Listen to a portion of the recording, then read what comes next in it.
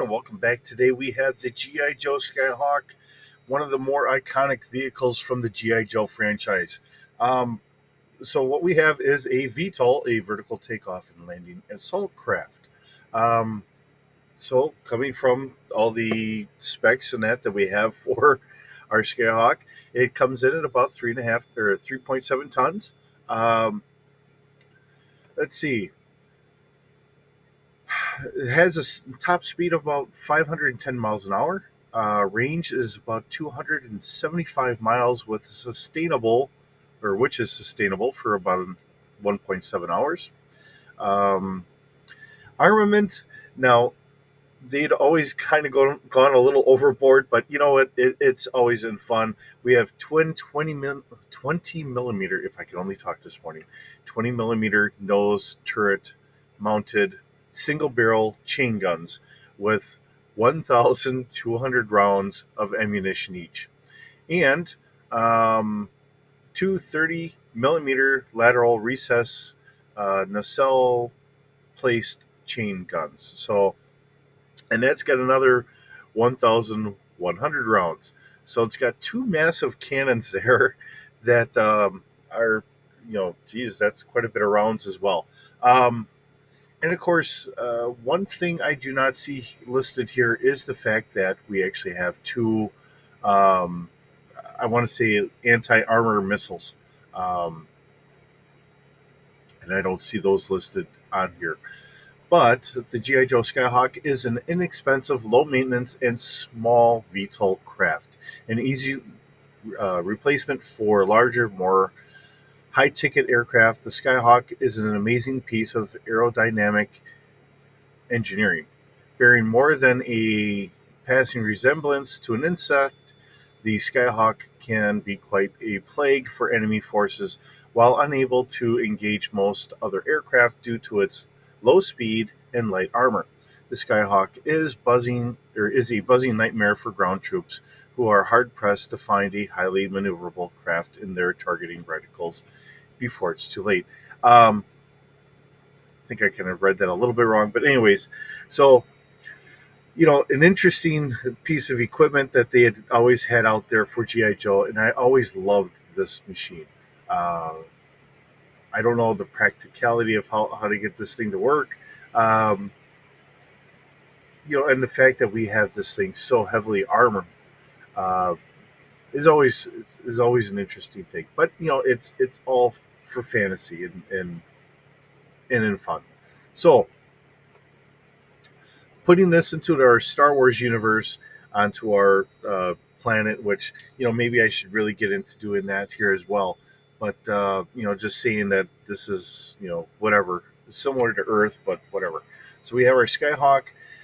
Um, I'm looking at this today, and keep in mind I did this a couple years ago, so we have it at Walker scale. Maybe I should actually knock that down to speeder. I was kind of thinking about that. Um, I'm not changing it right now, but let me know in the comments. Do you think it really should be a speeder scale? I'm starting to think maybe it should be more at a speeder scale than where we have it. But it's about 20 feet long, only has a crew of one, has passengers of two, and they would always stand on the skids. Cargo capacity would be 45 kilograms for their extra gear, to throw their backpack somewhere. Full coverage. Altitude is 4 kilometers up. So I wasn't going to really change this one. I felt that this would be more of just a standard VTOL instead of being changing it to an aerospace fighter like I was thinking with the Rattler and maybe the Sky Striker and that. But give it a maneuverability of 3D. It's supposed to be a fairly maneuverable vehicle. So move, I have at about 800 kilometers an hour. Um, Body strength, I gave it a 3D. Now I figured that if it's an armored hull, I'd bring it up a little bit, and I'm starting to think if I put this down at a speeder scale, that might match a little bit more than Walker scale. So, yeah, I don't know. Like I said, let me know in the comments what you think. All this can be changed, right? It's me just giving my idea on it, And sometimes when I look at things again, I was like, well, maybe this is right, maybe this isn't. But so I have twin blaster cannons, and I'm kind of going off of what I see here in the toy. Now they have these as 20 millimeters, and then recessed here off on the side, those are 30 millimeter cannons. So I have twin blaster cannons being at Walker scale F4D damage. I'm not trying to go overboard with it. I think for Walker scale that would match. And we have two light missiles being at 5D damage, again at Walker scale. Now, both of these are going to have a fire control of 2D. I figured that might be, this is kind of a panel here. Um, uh, it's all open for interpretation.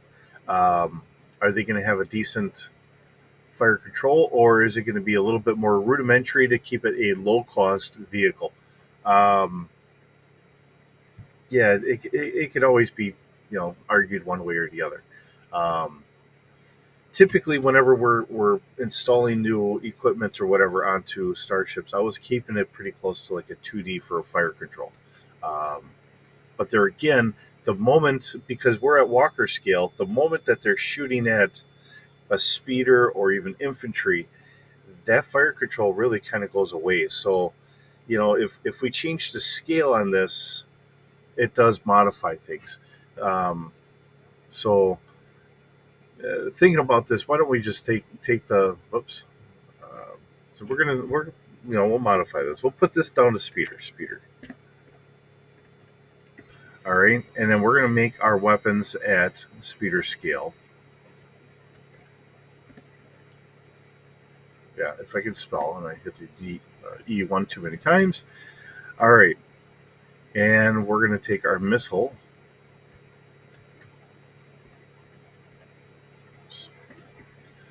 Sometimes my fingers want to do one thing and not something that I'm asking it to do.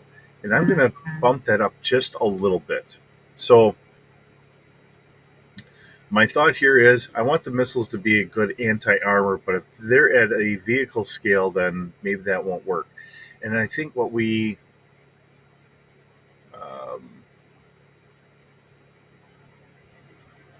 we're going to do a little copy and paste here. And then I'll have to try and redo this for, all right, tap that over. Okay. So if we have the twin blasters here, right here, and we have 30 millimeter there, what we're going to call this is we're going to call these heavy. And we're going to bump up the damage to 60. Um, and we'll kind of go from there. Oops. All right. So now we're pretty much on par with what the file card says. So now we have our 20 millimeter, we have our 30 millimeter, and we do have our two missiles. So I think this kind of works out for it.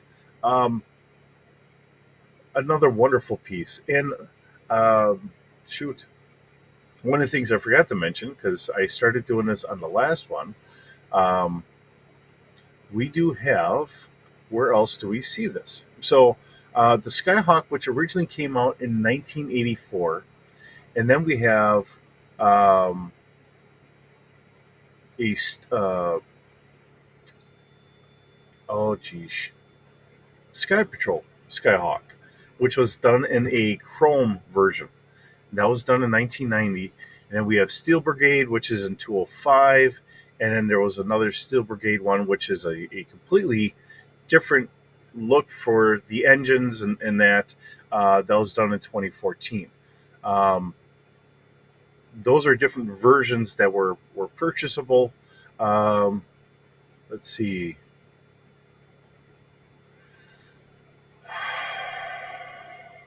Um, let's see. There was a mail away version of the Skyhawk.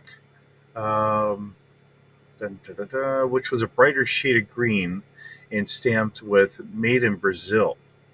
There was a variation of that. So, um, just trying to mention the different versions that are out there. Um,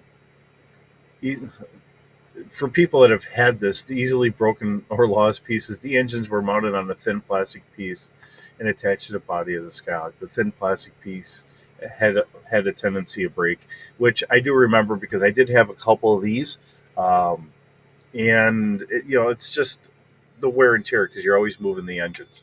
Um, with today's technology, I guess the question comes into, um, looking at the things that we do in. Would you modify this that way the engines would just be mounted one way, but it then would have maybe flaps that would open up underneath or something, kind of like what we're doing with the Joint Strike Fighter? Um, I don't know. I mean, it's iconic the way it is, and even in the more um, updated version here. Um, let's see if I can't get a copy of that picture here, so you guys can see this here. And we're just having fun and doing this. All right. See, this is our more updated version. So they really kind of updated it a little bit. The wings are different. The engine mounts are a little, or the engines are different. It's the same mount there though, and they re kind of tooled this a little bit here and there. Um, in this version, to me now, this is off of GIJoe, so I mean you see their little stamp here. The skids are done a little differently. Our connector, I don't know if this is. It looks a little recessed. Maybe they're still going to call that the cannons or not or whatever. But you know, it's interesting that they've gone through their try and retool this to make it look a little bit more modern. Um, and I don't have a problem with that. Again, if because we do have the GI Joe Transformers movie, it would be wonderful to bring some of these vehicles back out and showcase them. But I'm not against updating some of this stuff to say here is an updated version of like the Vamp, the Skyhawk, stuff like that. I think these are very iconic of what should always kind of be in like a GI Joe. Um, some small stuff like this. So, all right. Well, tell me what you think. Have a good day. We'll see you in the next video.